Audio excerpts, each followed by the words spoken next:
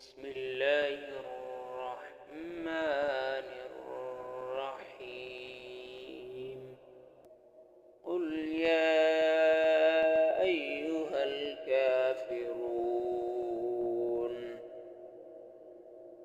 لا أعبد ما تعبدون ولا أنتم عابدون ما أعبد ولا أنا عابد ما عبدتم ولا أنتم عابدون ما أعبد لكم دينكم ولي دين.